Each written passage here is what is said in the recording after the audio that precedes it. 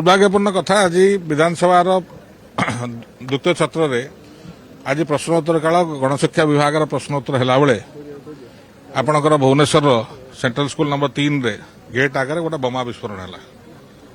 दुख परिताप विषय सरकार डिमडिम पड़ुंट कि आईन श्रृंखला परिस्थिति भल अच्छे। राजधानी उपकंठर ये 1.5 वर्ष भितर केतना घटना घटला। प्रधानमंत्री जिते आसते मुंड काट हो जिते भी काली गतकाली राष्ट्रपति आसी गले आज गोटे घटना घटला।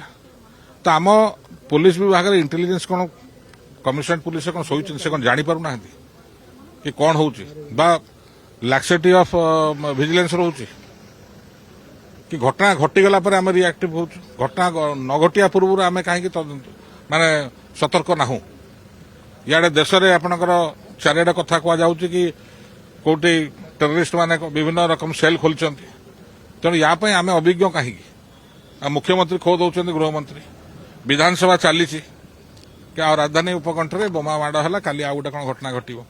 तो याद स्पष्ट जना पड़ी कि पुलिस विभाग सीरियसनेस ना कमिशनर को सीरियसनेस ना ना मुख्यमंत्री सीरियसनेस अच्छी ना मंत्रिमंडल सदस्यों कार सीरियसनेस अच्छी ना पुलिस कमिशनर पुलिस बाहिनी कौन सीरियस जहाँ घटना घटुचे आम तापर रिएक्ट करूँ प्रिवेंट करने कौन पदक्षेप सेमती गोटे सिनसीयरिटी किसी देखा जाऊ ना।